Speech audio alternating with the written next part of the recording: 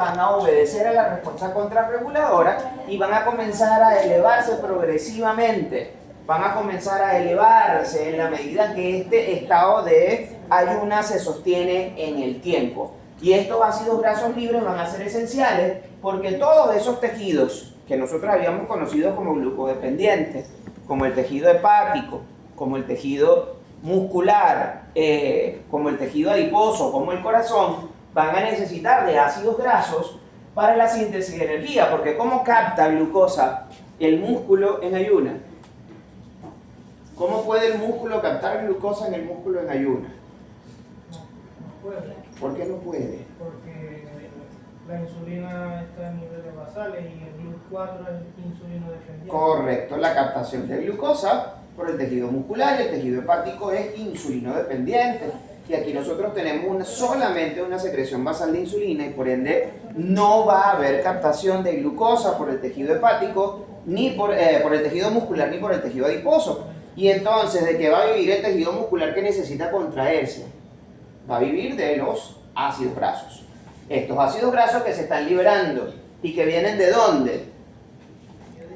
Del tejido adiposo. Esos ácidos grasos que sintetizamos hace 2 clases atrás en el tejido hepático y que los mandamos mediante una VLDL, los mandamos en la circulación hasta que se almacenó ese ácido graso en el tejido adiposo, ese tejido adiposo que nadie quiere porque se ve feo y porque no cuadra dentro de los conceptos básicos de belleza, porque esa grasa sobra, esa grasita sirve precisamente para proporcionarnos estos ácidos grasos que necesitamos para la alimentación o para el sostenimiento del metabolismo energético en los estados interplanearios. Entonces todo esto nos va a llevar a este metabolismo o a este panorama general del catabolismo, en donde nosotros vamos a observar que las hormonas que predominan son las contrarreguladoras. Yo mencioné glucagón en la gráfica anterior porque nos estábamos enfocando simplemente en el control insular, en el control llevado a cabo por la célula, el islote pancreático. Pero también habrá cortisol, hormona del crecimiento, adrenalina-epinefrina y noradrenalina-norepinefrina, todas ellas consideradas como contrarreguladoras y que son importantes para el mantenimiento de el control energético durante el estado entre alimentos. Va a ocurrir lipólisis por acción de estas hormonas precisamente, sobre todo por acción del glucagón a nivel del tejido hepático, que va a promover la degradación. Esa lipólisis no es más que la degradación de los triacilglicéridos que se encuentran almacenados en el tejido adiposo en forma de ácidos grasos libres y glicerol. ¿Y para qué son esos ácidos grasos libres? Esos ácidos grasos libres son para ser beta oxidados, tanto en el músculo esquelético como en el hígado, o para los tejidos que necesitan algún tipo de energía, como en el caso, por ejemplo, del músculo estriado cardíaco, que utiliza ácidos grasos principalmente como fuente de energía. ¿Por qué no podemos utilizar glucosa como fuente de energía? Porque no se capta y porque la glucólisis, la señalización de la glucólisis en el tejido hepático, en el tejido muscular, en el tejido adiposo, depende de la señalización insulínica, insulina que no tenemos porque no hemos comido. No tenemos, por decirlo de alguna manera. Nuevamente, nunca un individuo se queda sin insulina en condiciones normales. Entonces, ¿qué va a suceder desde el punto de vista del metabolismo de las lipoproteínas? Que esta sobreproducción de ácidos grasos va a conllevar a un aumento de los niveles de los triacilglicéridos y esos niveles de triacilglicéridos endógenos, porque no estamos comiendo, así que no vienen de la dieta, son triacilglicéridos que vienen de manera endógena, se van a transportar principalmente a través de las VLDL. Esas VLDL que van a durar o van a estar en una mayor concentración y van a durar mucho más tiempo en sangre por un metabolismo nuevamente que no está promovido por la insulina, que va a conllevar a un aumento de las LDL y a una disminución de las HDL, y esto va a ser el perfil lipídico típico del ayuno, de la inanición y también de los estados de insulinoresistencia. Un aumento de los triacilglicéridos plasmáticos con un aumento de los niveles de lipoproteínas de muy baja densidad, una disminución de los niveles de lipoproteínas de alta densidad y un aumento de los niveles de lipoproteína de baja densidad. Vamos bien hasta aquí. Podemos seguir entonces. ¿Qué va a suceder?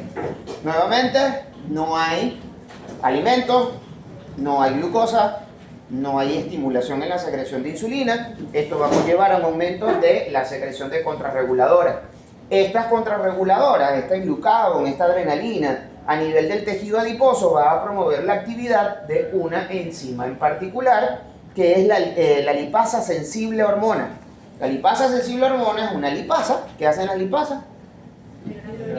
Hidrolizan lípidos, en este caso triacilglicéridos. Ellos van a tomar esa lipasa sensible hormona, es una hormona que se va a encargar de tomar los triacilglicéridos almacenados en las vesículas de almacenamiento del tejido adiposo para degradarlo en forma de ácidos grasos libres y glicerol.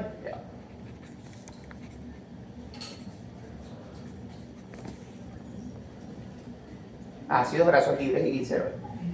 Este glicerol va a puede regresar al hígado y fue parte de los sustratos gluconeogénicos, y los ácidos grasos libres van a circular.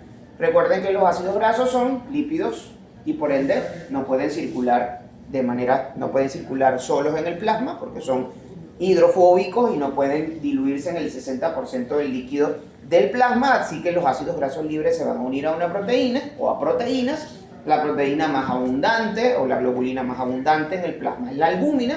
Ellos se van a unir entonces a la albúmina para poder viajar a través del torrente circulatorio, y unidos a albúmina van a llegar al tejido muscular. En el tejido muscular estos ácidos grasos libres van a ser beta oxidados. La beta oxidación no es más que la vía que se encarga de degradar los ácidos grasos libres en acetil-CoA. ¿Recuerdan por allá, hace muchísimo tiempo, que nosotros dijimos que cuando hablamos de oxidorreducción, que eso fue antes de vacaciones, que en la oxidorreducción había un punto previo que la fosforilación oxidativa se dividía en 3 secciones? Una primera sección en donde los compuestos se convertían en acetil-CoA, una segunda parte en donde el acetil-CoA generaba equivalentes reductores, y una tercera parte donde los equivalentes reductores se utilizaban para sintetizar ATP. Bueno, que nosotros nos enfocamos un poquito en la degradación de la glucosa, pero dejamos un poquito de lado el otro lado de la gráfica porque decía beta oxidación, y nosotros no íbamos a ver beta oxidación hasta dentro de mucho tiempo. ¿Sí se acuerdan? Sí. Llegó el mucho tiempo, vamos a ver beta oxidación. La beta oxidación entonces es la degradación de los ácidos grasos libres que vienen de los triacilglicéridos almacenados en el tejido adiposo en acetil-CoA. ¿Para qué es ese acetil-CoA? Para que ese acetil-CoA vaya al ciclo de Krebs y en el ciclo de Krebs produzca energía. Además de eso, parte de los ácidos grasos libres que llegan al músculo pueden ser también esterificados, reesterificados con glicerol y almacenados en forma de triacilglicéridos. Puede haber algo de almacenamiento de grasas en el tejido muscular, de hecho es un indicador patológico. Cuando hay un exceso de triacilglicéridos en el tejido muscular, eso induce insulina, es un indicador de insulinoresistencia. Simplemente como comentario de cultura general. Estos ácidos grasos libres también pueden llegar al tejido hepático, y nuevamente el tejido hepático es el dolor de cabeza porque estos ácidos grasos libres pueden sufrir muchos cambios a nivel del tejido hepático. Es importante que estos ácidos grasos libres van a ser degradados y convertidos en acetil-CoA, y el acetil-CoA va a ser el señalizador o el regulador más importante del metabolismo en el hígado, más incluso que la señalización hormonal, porque es el acetil-CoA el que va a promover la activación de muchas de las enzimas clave y la inhibición de las enzimas reguladoras de las vías contrarias en este caso. Entonces, este acetil-CoA puede ser utilizado por el hígado para sintetizar otros compuestos capaces de obtener energía, a partir del cual nosotros podemos obtener energía, que son cuerpos cetónicos. Pero además de esto, este acetil-CoA va a ser el regulador alostérico positivo, o el que va a regular la actividad de las enzimas encargadas de la gluconeogénesis, de las enzimas encargadas de la síntesis de glucosa.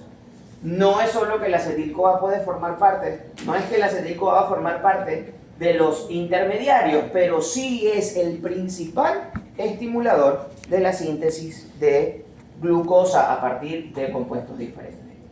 Por otro lado, cuando nos devolvemos al músculo, en el músculo no solamente es que va a obtener energía a partir de los ácidos grasos libres, sino que por la misma señal contrarreguladora, las proteínas almacenadas en el tejido muscular van a ser degradadas en un proceso que se conoce como proteólisis, en donde las diferentes enzimas o las diferentes proteínas, sobre todo proteínas de tipo estructural, son degradados hasta aminoácidos.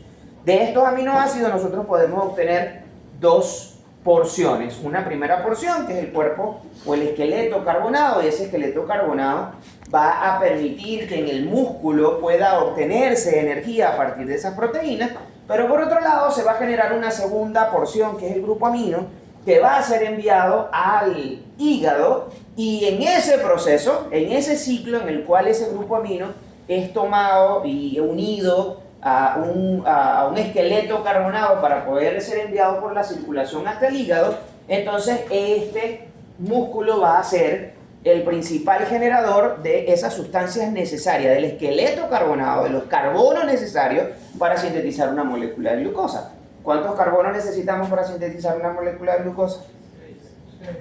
Necesitamos 6 carbonos. Y esos 6 carbonos vienen de acá, del metabolismo muscular, que ya veremos más adelante.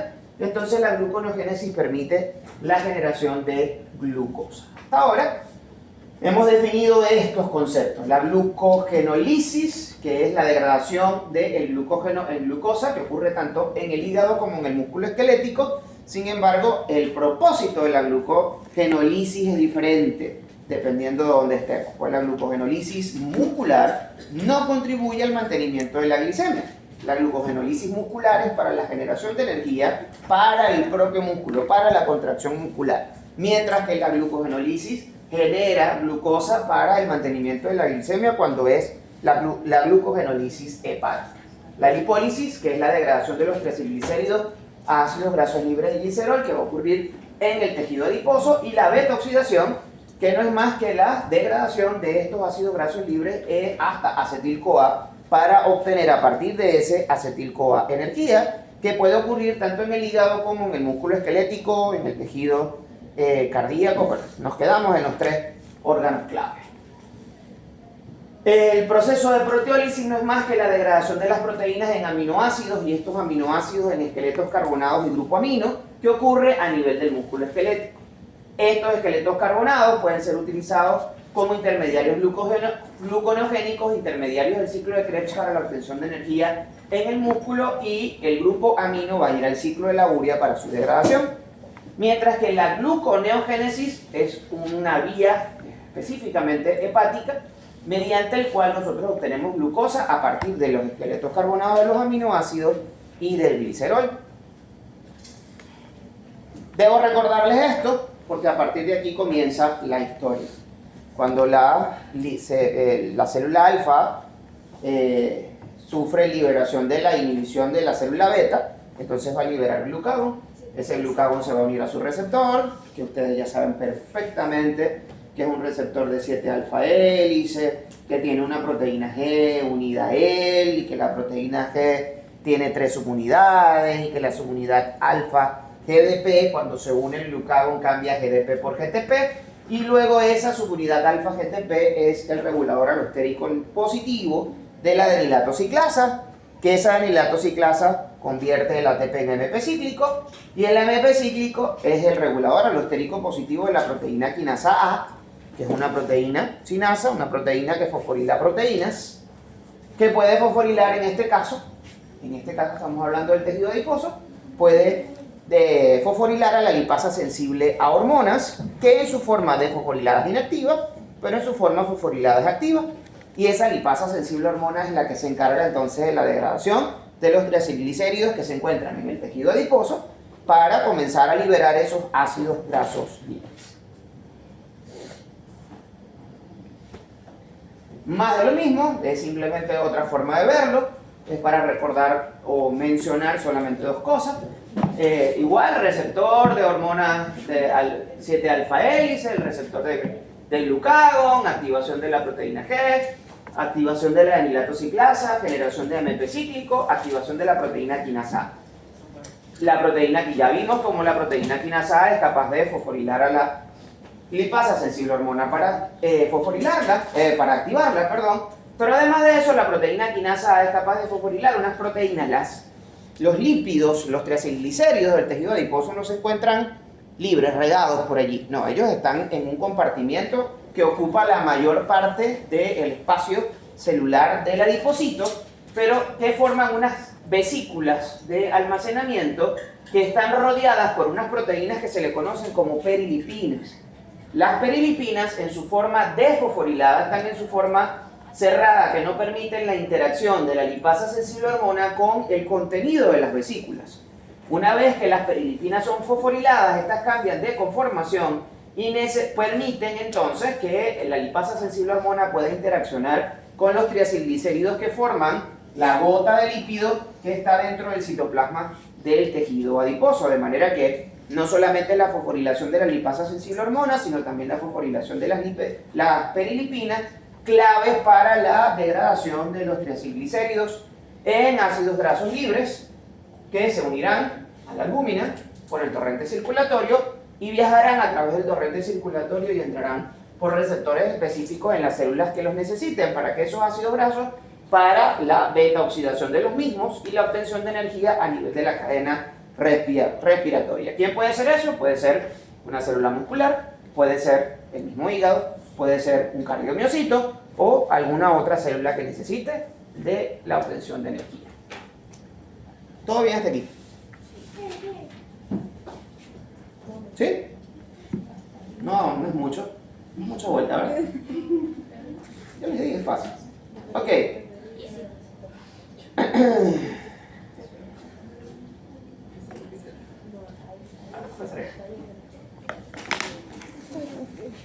Ok, fíjense entonces que aquí el elemento clave nuevamente, el elemento clave en anabolismo nosotros hablamos de cada una de las vías y cada una de las vías tiene una enzima clave.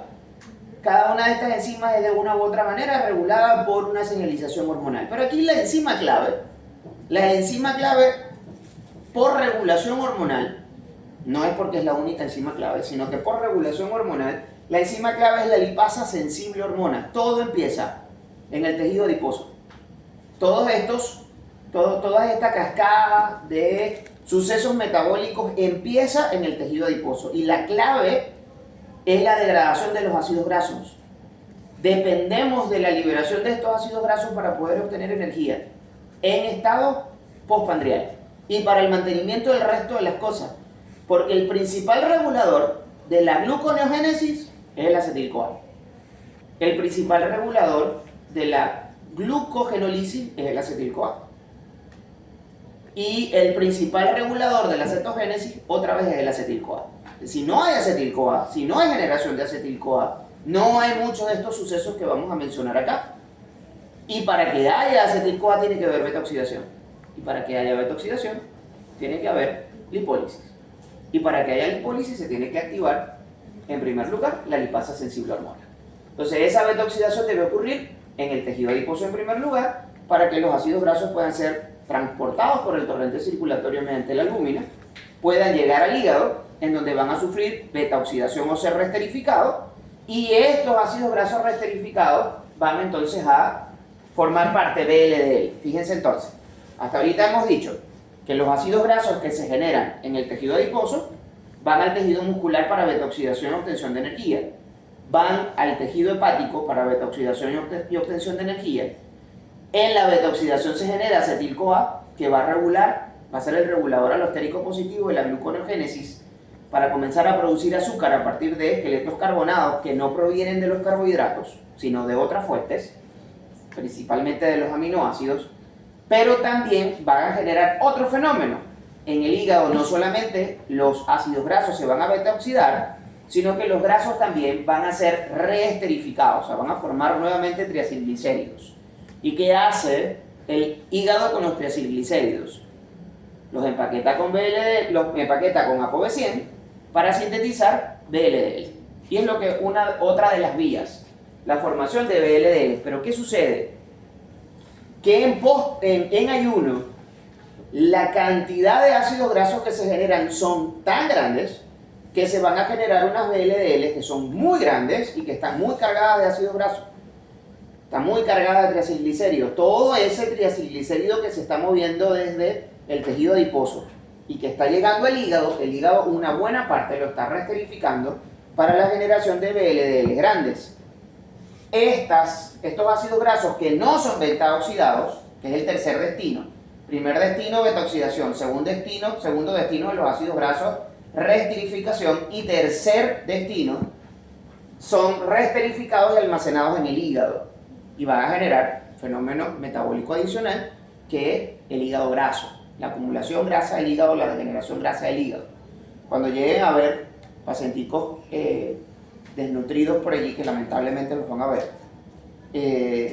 una parte triste de la historia, pero les va a tocar, se van a dar cuenta que muchas veces los chamos en pediatría desnutridos tienen el hígado muy muy grande, y si le hacen una ecografía son grasos precisamente por la gran acumulación de ácidos grasos en el hígado, por la sobreoferta de ácidos grasos que tiene el hígado. Producen tanta beta-oxidación en estos periodos de ayuno prolongado que parte de esos lípidos, esos triglicéridos, no pueden ser degradados y se quedan en el hígado. De forma patológica, eso también ocurre en los pacientes con obesidad y sobrepeso. Parte de las complicaciones de la obesidad y el sobrepeso es el hígado graso. Esa insulinoresistencia que induce la obesidad y el sobrepeso hace que estos pacientes tengan un movimiento excesivo de ácidos grasos de su tejido adiposo que llegan al hígado y no pueden ser metabolizados, sino que se almacenan en el hígado, generando la degeneración grasa del hígado. Si los ácidos grasos llegan a músculo esquelético, van a generar energía. En condiciones patológicas, inducen insulinoresistencia. Profe, entonces las personas que hacen así, no sé, que pasan 3 meses haciendo ayunas de 16 horas, tienden a tener el hígado graso. Pueden tenerlos, sí. No necesariamente. A ver, eso depende de cómo hagan las cosas. Ustedes tienen que tener un principio claro, o los principios más claros que podemos tener de nutrición. A nosotros no nos enseñan nada de nutrición, pero nosotros tenemos que tener principios claros. Si yo dejo de comer por 16 horas y después me como 3.200 calorías en las restantes 8 horas que me quedan, eso no sirve. Eso lo único que hace es que consume proteínas, ¿ok?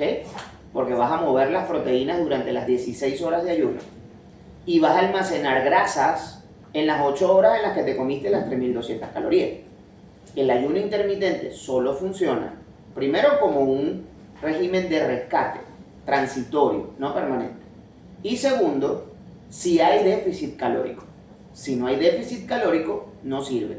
Tú lo único que estás haciendo es pasando hambre por un tiempo para atragantarte en el siguiente.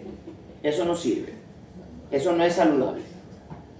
No es, el ayuno intermitente no es dejar de comer por 16 horas y comerme lo que sea en las siguientes 8 horas. Es dejar de comer 16 horas y comer de manera inteligente en las 8 horas en las que vas a comer. Entonces, mucha de esta gente sí hacen ácidos grasos por el periodo de ayuno prolongado y festín. O sea, hacen un periodo de ayuno prolongado, luego un periodo de festín. Periodo de ayuno prolongado, un periodo de festín. En el periodo de ayuno prolongado degradan las proteínas. Y en el periodo de festín almacenan. ¿Y qué es lo que principalmente almacenamos? ¿En qué convertimos nosotros el exceso de carbohidratos? ¿En qué? En grasa. Lo convertimos en ácido graso. El exceso de calorías durante un periodo de festín en presencia de insulina lo vamos a convertir en grasa. Triglicéridos que van a parar en el tejido adiposo otra vez. Entonces, el tejido adiposo se hipertrofia mientras el tejido muscular se pierde. Y lo peor que nos puede pasar es cambiar músculo por grasa. ¿Y las personas que son muy flacas y tienen el hígado graso? Flaco no es igual a sano. Exacto, pero ¿por qué? Hay una cantidad grande de razones, que es difícil mencionarlas acá todas, ¿no? Pero gordo no es igual a enfermo y flaco no es igual a sano, ¿ok? Hay flacos inflamados, flacos insulinoresistentes, ¿ok? Y hay gorditos sanos. Hay gordos gorditos y gorditas que no tienen un depósito visceral importante, sino que tienen un depósito subcutáneo, sobre todo subcutáneo en regiones que poco inducen resistencia a la insulina. Y esos son individuos sanos. No tienen ningún problema de salud. El detalle es que si el poquito de grasa que tú tienes, lo tienes no solamente en el tema de que si lo almacenamos en el abdomen, si es visceral, o sea, si está alrededor de los órganos, esa es la grasa insulino resistente, esa es la grasa que se inflama y esa es la grasa que enferma. De manera muy sucinta. O sea, que depende mucho del metabolismo de la persona y en dónde va. Mira, la distribución de grasa depende de la genética. Eso es algo que todo el mundo tiene que entender y que nosotros tenemos claro. La distribución de grasa depende de la genética. Tú vas a tener grasa exactamente, o sea, tú vas a depositar la grasa exactamente en donde la deposita tu familia, porque eso es un determinante genético, no es un determinante ambiental. Lo que va a determinar es cuánta grasa vas a depositar. Eso sí puede variar. Ahora, y las variaciones metabólicas también existen entre las personas, eso también está claro. Tú debes tener más de un amigo acá que come 4 veces más que tú y es 5 veces más flaco que tú. Entonces, pero pasa factura también. Miren a sus papás, o sea, los jóvenes delgados, miren a sus papás. ¿Sus papás son viejitos delgados o son viejitos gordos? Porque si son viejitos gorditos, entonces Vamos a ser viejitos gorditos. es mejor que comiencen a cambiar hábitos desde ahorita, que pueden cambiarlos más fácilmente. Que cuando tengan 40, 50 años y llegue la hipertensión, la diabetes, la enfermedad coronaria, para ustedes contar todas las enfermedades metabólicas y quieran entonces cambiar hábitos. O sea, si sus papás, si ustedes son flacos, pero sus papás no lo son, comiencen a cambiar hábitos ahorita, comiencen a comer bien desde ahorita, porque lo más probable es que sean viejitos O gorditos. sea, cuando tenga 30 va a estar como. Lo que pasa es que a mí las Profesor. enfermedades metabólicas me llegaron a los Eso es multifactorial, ¿ok? Eso es multifactorial. Multifactorial quiere decir que hay un montononón de variables que influyen sobre la distribución de grasa de una persona. Un montononón de variables. Y Con respecto a la acumulación de grasa en el hígado, ¿cómo haría una persona para reducir esas concentraciones de tejido adiposo? mira, el hígado graso, ok, este hígado graso es un hígado protector, ¿no? Esto se ocurre en un adecuado balance ayuno postpandrio, de manera correcta es protector, ¿ok? Va a haber algo de acumulación de grasa, pero nunca va a ser una acumulación patológica. Ahora, cuando hablamos de un paciente insulino resistente con hígado graso, es bastante complejo. Te lo voy a reducir de la manera más fácil que puedo. Los pacientes bariátricos que pierden 40, 50 kilos, a veces pasan 3, 4, 5 años y todavía tienen hígado graso. Y perdieron 40, 50 kilos. Algunos incluso llegan a normalizar peso. Y el hígado graso está presente 3, 4 años. De lo difícil que es normalizar la actividad hepática después de eso. Ok, entonces, vamos a hablar entonces de cómo se mueven esas lipoproteínas bajo el control contrainsulínico. Recuerden que la lipólisis activa a la lipasa sensible hormona en el tejido adiposo, lo que va a aumentar la sobreoferta de ácidos grasos, lo que va a aumentar la generación de VLDL, que están bien cargadas de triacilglicéridos por parte del hígado, y que va a hacer que estas VLDL duren más tiempo en plasma. Y durante su vida media aumenta porque su metabolismo disminuye. Porque ¿dónde principalmente vimos en la unidad pasada que se degradan las VLDL? La sangre. Sí, pero ¿en qué tejidos? adiposo y muscular. Tejido adiposo y tejido muscular. Dependiendo de qué enzima. De la lipasa sensible, de la lipoproteína lipasa, perdón. Confusión mía. De la lipoproteína lipasa. La lipoproteína lipasa del tejido hepático, del tejido muscular y del tejido adiposo, depende de quién. Depende de la señalización insulínica. Y si aquí no hay insulina,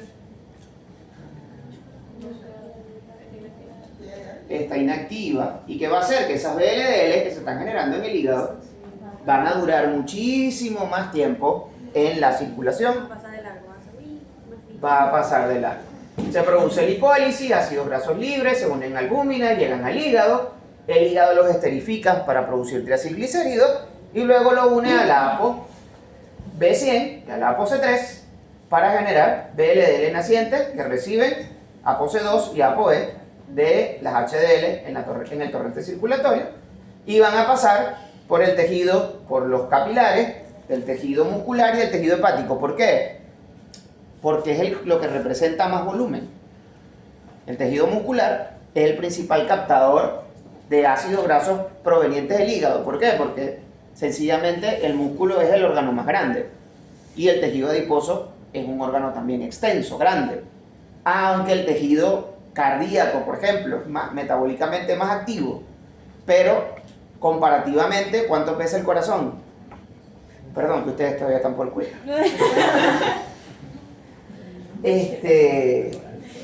Entonces, ¿qué va a pasar?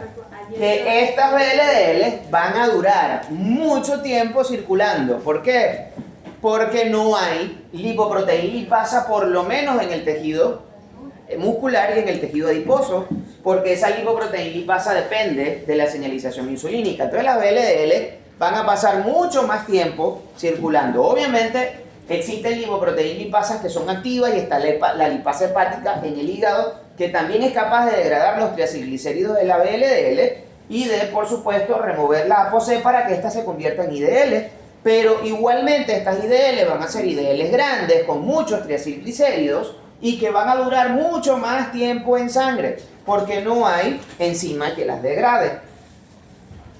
¿Qué va a suceder con esa VLDL que no se metaboliza? Esa VLDL que no se metaboliza va a estar en más contacto con las HDL y la proteína intercambiadora de ésteres de colesterol, que es la que se encarga entonces de pasar triacilglicéridos de aquí hacia la HDL, que es lo que conocemos como HDL2, que es la HDL que está full de colesterol esterificado. Recuerden que esa HDL captó colesterol mediante el transportador ABC a nivel del tejido, de los tejidos periféricos, y la LCAT los esterifica todos, los convierte en colesterol esterificado. Y eso es lo que va a generar, o lo que hace que la prebeta HDL se convierta en HDL2, como vimos en la unidad pasada. Ahora, esa HDL2 va a comenzar a intercambiar colesterol esterificado con la VLDL. Se va a pasar colesterol esterificado a la VLDL y va a tomar triacilglicéridos. Y eso va a disminuir la cantidad de triacilglicéridos que hay en esa de colesterol que hay en la HDL y hace que la HDL se cargue cada vez más de triacilglicéridos. Además de eso, este fenómeno de intercambio va a hacer, por ejemplo, que la LDL que quede en plasma, que quede circulando en el torrente circulatorio, sea metabolizada por la lipasa hepática. Y la lipasa hepática lo que va a hacer es que le va a quitar los triacilglicéridos y le va a dejar el colesterol. Esa IDL, que es degradada por la lipasa hepática, no por la lipoproteína lipasa, termina generando una LDL. Recuerden, en la medida que le voy quitando triacilglicéridos, va ganando, va perdiendo volumen, va perdiendo volumen y se va volviendo más densa. Y entonces va a generar una LDL que característicamente es pequeña y densa. ¿Ok?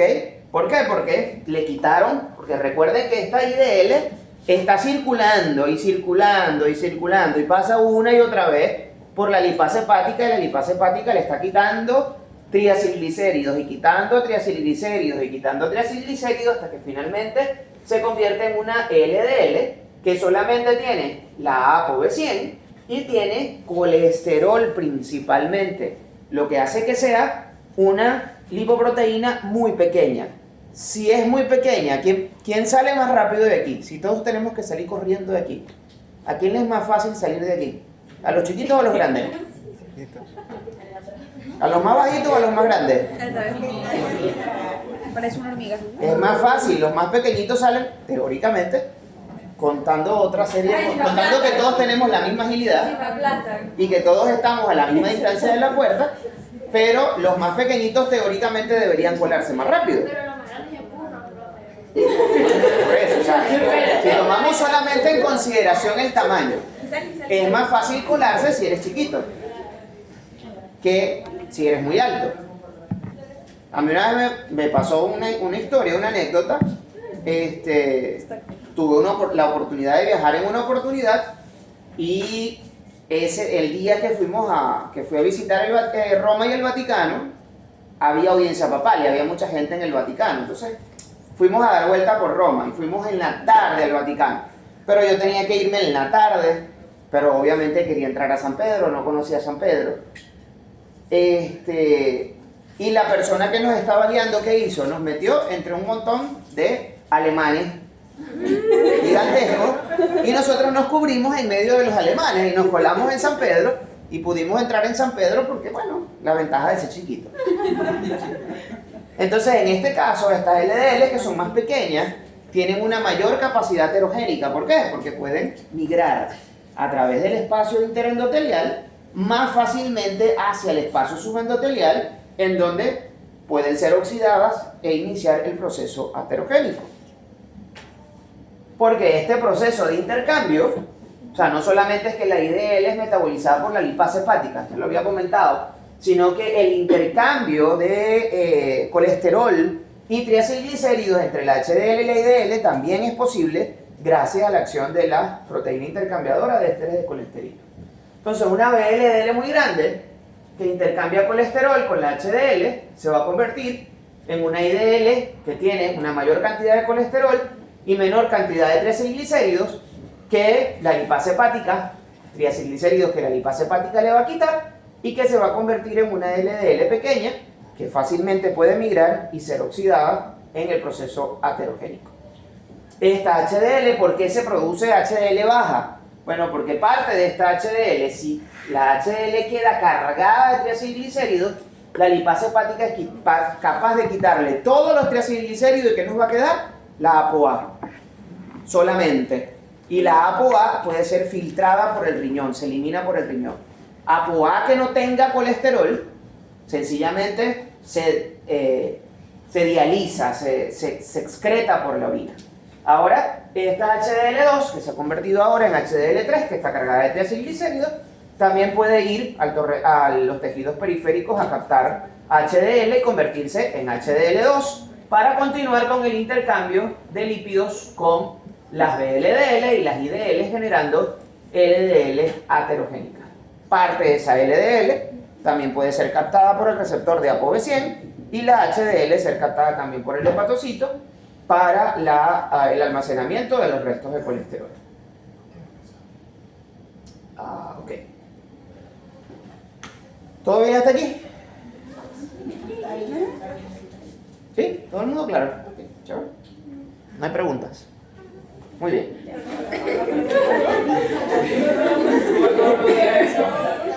Eso no lo entiendo, yo no puedo responder a eso. Pues. Esa bulla yo no la entiendo. Entonces vamos rapidito a ver, y con esto terminamos hoy. Bueno, no, esto es cetogénesis. ¿En qué consiste la beta-oxidación? Este es el panorama general hasta ahorita, entonces como hicimos la vez pasada, vemos el panorama general, ahora vamos a ver vía a vía de manera específica. Ahora vamos a ver lo que ocurre en la beta-oxidación. La beta-oxidación es un fenómeno o una vía metabólica que se lleva a cabo en el hígado, en el músculo esquelético, dentro de los órganos que a nosotros nos interesan desde el punto de vista metabólico. El corazón puede hacer beta-oxidación y algunos otros órganos también, pero dentro de los tres que nosotros hemos estudiado clásicamente, el hígado y el músculo pueden hacer beta-oxidación. La beta-oxidación es una vía que ocurre a nivel de la matriz mitocondrial. El producto final de la beta-oxidación es la generación de acetil-CoA y equivalentes reductores para la obtención de energía. De forma que, como todo lo que hemos visto hasta ahorita, producto que va a ser metabolizado debe ser activado. Y todo producto que va a ser metabolizado en la matriz mitocondrial tiene que ser transportado al interior de la matriz por un sistema de transporte específico por la alta selectividad de la membrana mitocondrial interna. Entonces nosotros vamos a ver en primer lugar cómo se activa el ácido graso. Un ácido graso se activa a través de su unión acetil-CoA por una acil-CoA sintasa que se encuentra en la membrana mitocondrial externa. y es la única etapa de la beta-oxidación que requiere ATP. Entonces nosotros tenemos aquí, por ejemplo, un ácido palmítico más una molécula de coenzima A, y gracias a la acción de la acilcoacintasa, que degrada un molde ATP en AMP y pirofosfato, genera un palmitil-CoA, que es el ácido palmítico que está unido a la coenzima A, y ahora aquí tenemos este señor que está acá, que es un enlace de alta energía. El enlace de la unión entre el grupo tiol y el carbono. Esta reacción es fácilmente catalizada o se direcciona hacia el otro lado. Sin embargo, una pirofosfatasa es capaz de degradar este pirofosfato rápidamente en dos fosfatos inorgánicos para que la vía no se devuelva. Entonces, ¿qué hace? Activación, la unión del ácido graso del que nosotros estamos hablando, en este caso ácido palmítico con una coenzima A. Para ello se necesita una molécula de ATP. ¿Difícil? No. Ok. Ahora, este ácido graso que se encuentra activado tiene que ser transportado para el interior de la matriz mitocondrial, que es donde va a ocurrir la degradación. Para esto existe un sistema de transporte, pero el sistema de transporte transporta un ácido graso unido a carnitina. Carnitina es un péptido pequeño, un aminoácido, perdón, que se encuentra a nivel de del espacio intermembrana. La carnitina se une al ácido graso para generar acilcarnitina. En el proceso, el acil-CoA libera una coenzima A. Es como si transportáramos el acetilo, como si transportáramos el ácido palmítico desde la coenzima A hasta la carnitina. Y se libera una coenzima A. Esa reacción es catalizada por la carnitina palmitodintransferasa 1, que es una proteína que se encuentra a nivel de la membrana mitocondrial externa. Una vez que el ácido graso, cualquiera que sea, ácido palmítico en este caso, está unido a la carnitina, un sistema de transportador que sí transporta carnitina, pero no transporta acil-CoA, entonces es capaz de transportar el acilcarnitina hacia el interior de la matriz mitocondrial a través de la membrana mitocondrial interna, mientras saca una molécula de carnitina. Otra molécula de carnitina que anda por allí. Esa acilcarnitina tiene que ser trasladado nuevamente a la coenzima A, pero dentro de la matriz mitocondrial, para tener el acil-CoA o el ácido graso activado unido a coenzima A para ir a la beta-oxidación y reciclamos la carnitina. Entonces, vuelvo otra vez. Acetil-CoA con más una molécula de carnitina va a formar una coenzima A libre y acilcarnitina. El acilcarnitina se intercambia con carnitina a través de la carnitina acil-translocasa.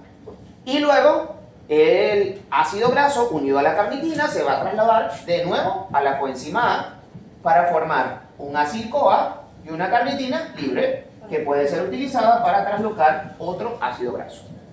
Esto es lo que hace la carnitina. La carnitina que tanto venden, que dicen que sirve para el músculo, para optimizar la actividad del músculo. Lo que hace es esto. Lo que hace es permitir la entrada de los ácidos grasos a la matriz mitocondrial para que estos puedan ser beta oxidados. Pero eso se genera normal, ¿verdad? O sea, o hay que Claro. consumirlo. Claro, la carnitina es un compuesto... Un aminoácido no es esencial. No es esencial. Nosotros podemos sintetizar carnitina. Sin embargo, bueno, mi reserva en relación a las evidencias de si funciona o no funciona. Yo sigo creyendo que es más efecto placebo que cualquier otra cosa. Doctor, pero los bebés que nacen muy delgados, que nacen carnitina en un jarabe, No, sí, ¿qué es lo que pasa? y los que entrenan y toman carnitina sienten que pueden partir el mundo por la mitad, pero bueno, creo que es más efecto placebo que realmente algo que sí funciona. Tengan para la vida, tengan cuidado con los suplementos. Creo que también es efecto placebo más que cualquier otra cosa. Pero bueno. Ajá, entonces, ya tenemos el ácido graso, lo activamos con unión a coenzima A, luego lo pasamos a la carnitina para transportarlo a través de la membrana mitocondrial interna y se lo devolvimos al acetil-CoA y ya tenemos entonces el acil-CoA activo dentro de la matriz mitocondrial. ¿Qué va a pasar con eso? Exactamente lo mismo, pero al revés que cuando la síntesis. Nosotros tenemos acá esto que sería el ácido graso, este sería el grupo carboxílico que está unido a la coenzima A. Como este es el grupo carboxílico, este es el carbono alfa y este es el carbono beta, este es el carbono 2 y este es el carbono 3. Entre estos dos carbonos, este enlace que está aquí es donde se van a producir los procesos de degradación del ácido graso. En primer lugar, una alfa-betoacil deshidrogenasa va a sacar dos equivalentes reductores. Un hidrógeno de aquí, un hidrógeno de aquí, y va a formar un doble enlace. Y vamos a tener entonces un acil-CoA alfa-beta insaturado. Luego, otra enzima, esa enzima depende de FAD. Luego una segunda enzima va a introducir una molécula de agua para introducir un grupo hidroxilo aquí. Y un equivalente reductor del otro lado para tener un beta-hidroxiacil-CoA. Ese beta-hidroxiacil-CoA vamos a sacar el equivalente reductor de acá y el equivalente reductor de acá para generar y convertir esto en un grupo carbonilo mediante una reacción de óxido-reducción que depende de NAD, que es la beta-hidroxiacil-CoA deshidrogenasa. Y ahora tenemos aquí un grupo carbonilo. ¿Qué va a hacer la célula? La célula va a meter ahora una coenzima A aquí, entre el carbono alfa y el carbono beta, para generar una coenzima A y un CoA que ahora tiene dos carbonos menos. Una tiolasa mete la coenzima A aquí y tenemos un acetil-CoA y esta CoA que está aquí. Ahora antes esto tenía 16 carbonos, ahora tiene 12, porque los otros dos se fueron aquí. ¿Para dónde va ese acetil-CoA? Ese acetil-CoA va para ciclo de Krebs, cadena respiratoria, y estos equivalentes reductores que se generaron o que se transportan en el NAD y en el FAD van a ir a la cadena respiratoria para la obtención de energía. Eso se repite una y otra vez con un ácido graso que es 2 carbonos más pequeño cada vuelta. Y va a generar un acetil-CoA y un ácido graso que es 2 carbonos más pequeño, generando un FAD reducido y un NAD reducido. Entonces, si te dice que el proceso es contrario a la betoxidación, ¿se tiene que repetir ese ciclo 7 veces? si es de 16 carbonos, Si estamos hablando del ácido palmítico. se tiene que repetir 7 veces. Pero eso cuenta como elongación. O No, aquí estás cortando. O Aquí estás cortando. desenlace. Lo que te vas cortando de 2 en 2. Vas cortando de 2 en 2. Entonces yo tengo un ácido graso de 16. Si le quito 2, voy a generar un acil-CoA, un acetil-CoA y un ácido graso de 14. ¿Cierto? A ese ácido graso de 14 le quito 2. Que se van a transformar en acetil-CoA. Y el ácido graso de 14 ahora es de 12. ¿Sí? Después este ácido graso de 12 genera otro acetil-CoA y se convierte en un ácido graso de 10. Luego el de 10 se convierte en 8, el de 8 se convierte en 6 y el de 6 en 4. Cuando llegas a butiril-CoA, el butiril-CoA entra en una vuelta. Primero una reacción de óxido-reducción que saca 2 equivalentes reductores, luego una reacción de hidratación que mete un hidroxilo, luego otra reacción de óxido-reducción que saca 2 equivalentes reductores más y te va a generar un butiril alfa-beta insaturado, ¿ok? Y allí entonces tú vas a meter el CoA. ¿Y qué vas a obtener? 2 acetil-CoA. Eso ocurrió en la séptima vuelta. En la séptima vuelta, el butiril se transforma en 2 acetil-CoA y ya no hay para dónde dar más vueltas. Por eso es que Andrés dice, si el ácido palmítico tiene 16 carbonos, así como la síntesis comienza con 4, y por ende, para sintetizar un ácido graso de 8, damos 7 vueltas, ¿sí? Damos 7 vueltas porque en la primera vuelta utilizamos 2 y generamos uno de 4. Nunca generamos uno de 2, sino que en la primera vuelta generamos uno de 4, la degradación es lo mismo. Cuando tienes el ácido graso de 4, que todos, ya sea que comiences con un ácido graso de 10 o con un ácido graso de 20, vas a llegar al butiril. Siempre vas a llegar al butiril-CoA. Y una vuelta divide 1 de 4 en 2 de 2. Ya no hay más para dónde agarrar. Entonces siempre es el número de carbono entre 2 menos 1. El número de carbonos entre 2 menos 1. ¿Todo el mundo entendió eso? Los no de allá atrás. Los que están interesados en otra cosa. ¿Ah? ¿Quién habló? Ok. Lo hacemos así.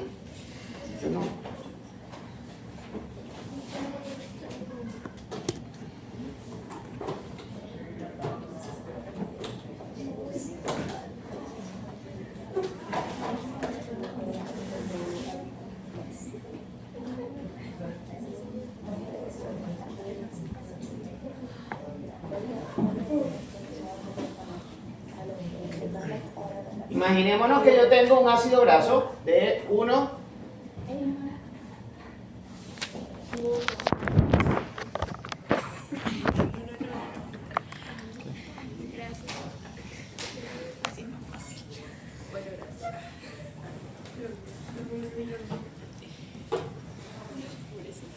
No te lo he visto. Imagínense que eso ustedes llenan los CH que faltan, ¿no?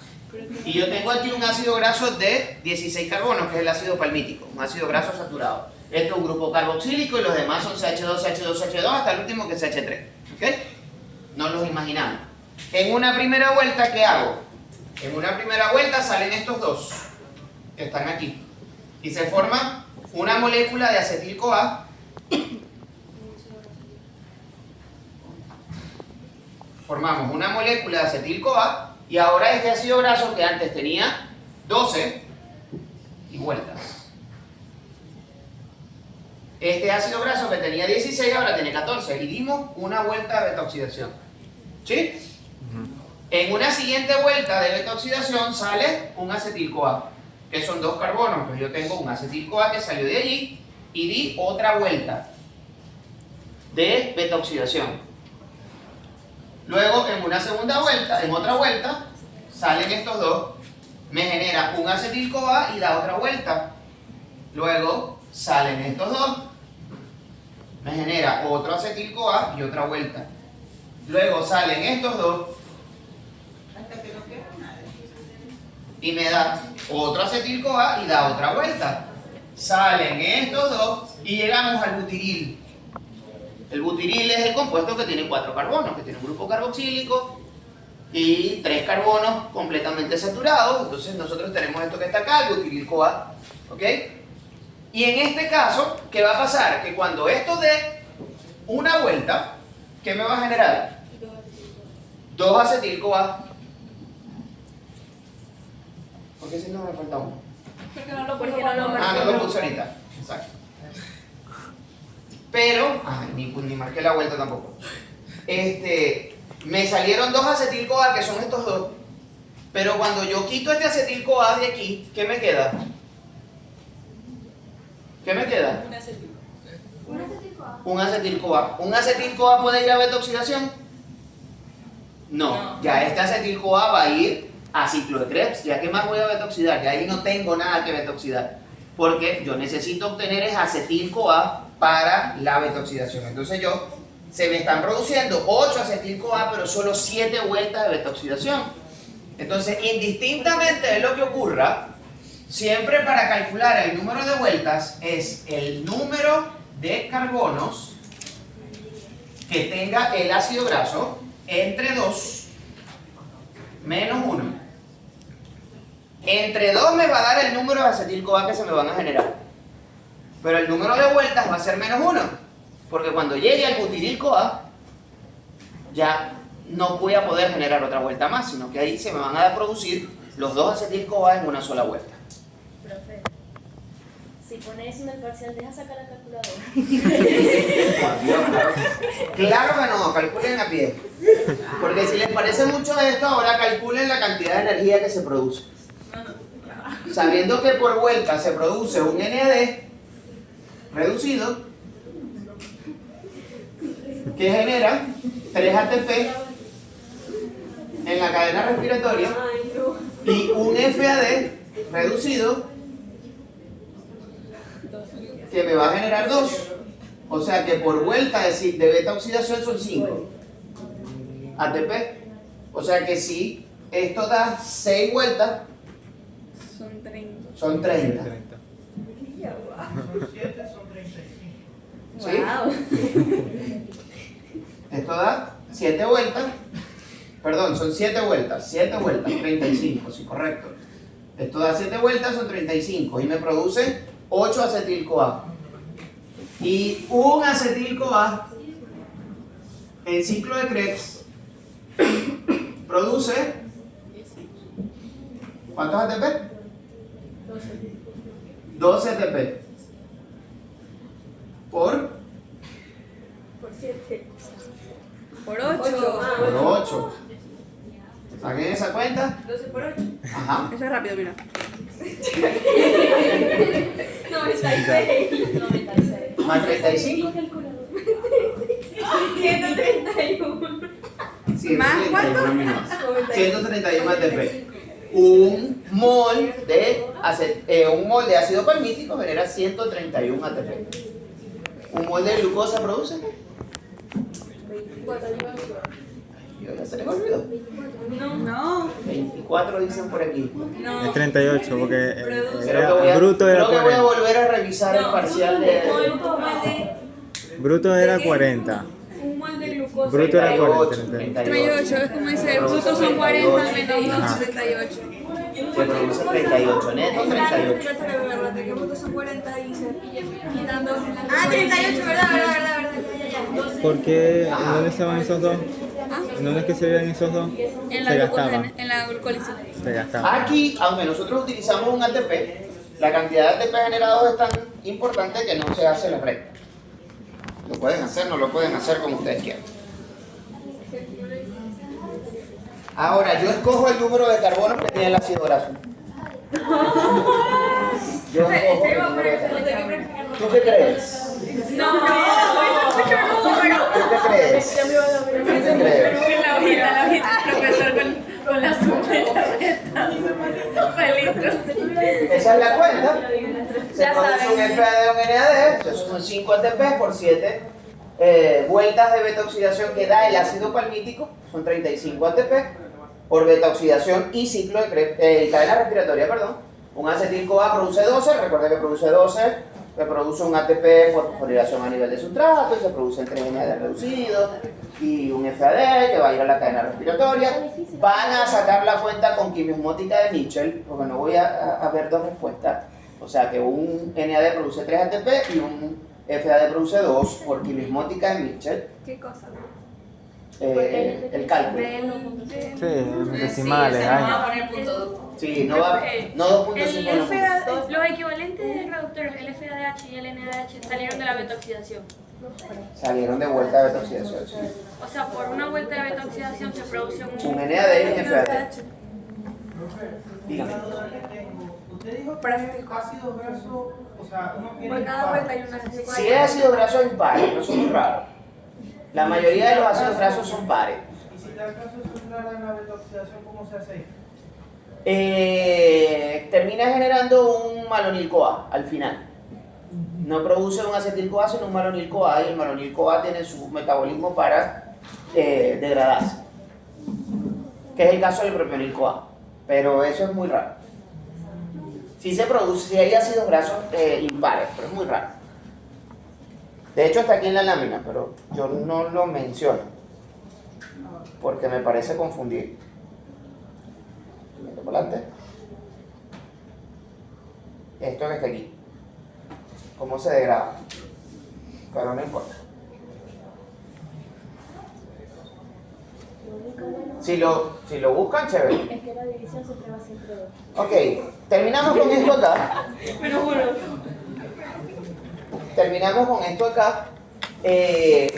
Como les dije, el acetil-CoA tiene tres destinos importantes, o los ácidos grasos, perdón, tienen tres destinos importantes en el hígado. Pueden ir a beta-oxidación para generar acetil-CoA, pueden reesterificarse para sintetizar o generar VLDL, o pueden reesterificarse para almacenarse dentro del hígado.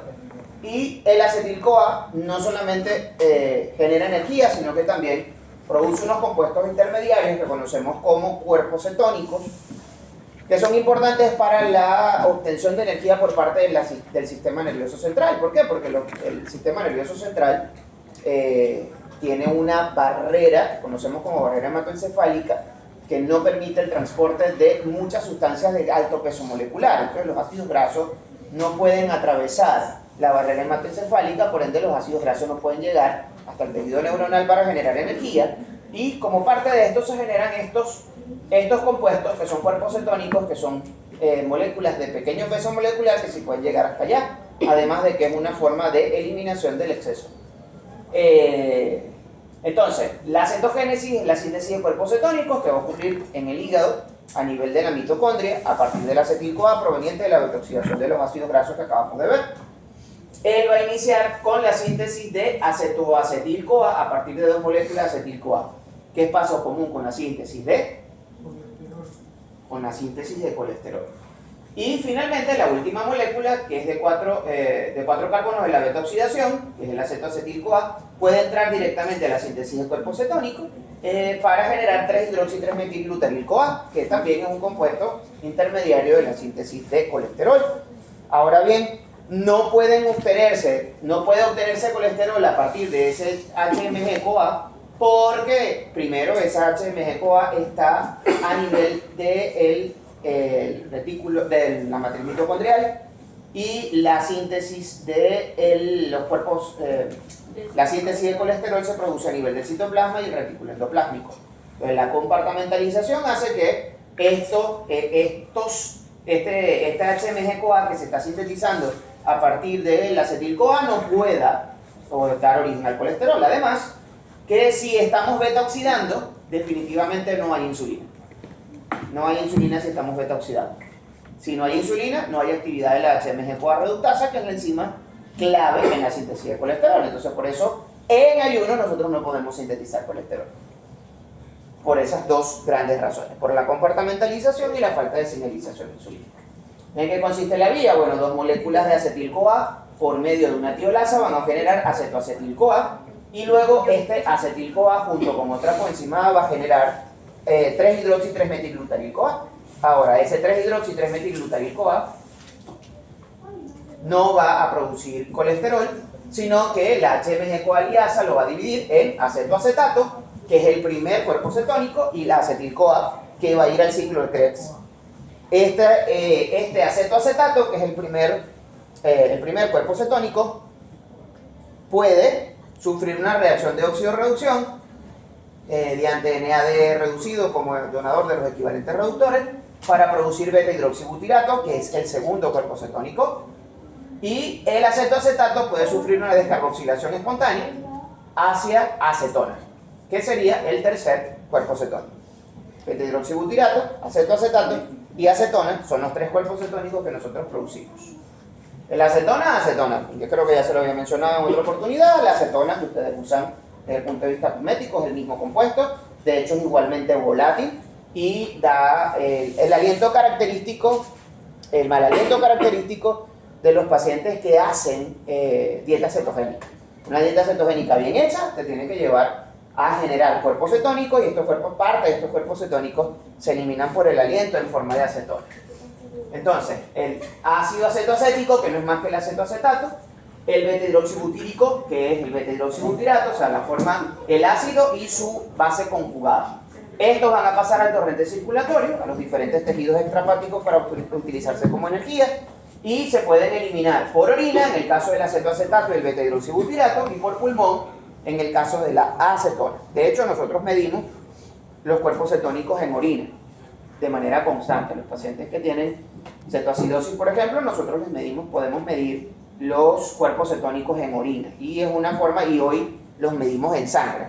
El mismo glucómetro que se utiliza para medir la glucemia, con una tira reactiva particular puede medir los niveles de ácido betihidroxibutírico, que es una guía de cómo va el tratamiento en los pacientes con cetoacidosis.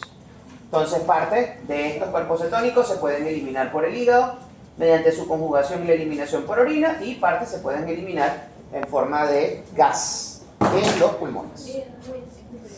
¿Preguntas? ¿Preguntas? Sin preguntas, bueno. Nos vemos entonces el martes. Dios mediante. Yo pensé que iba a decir que ahora yo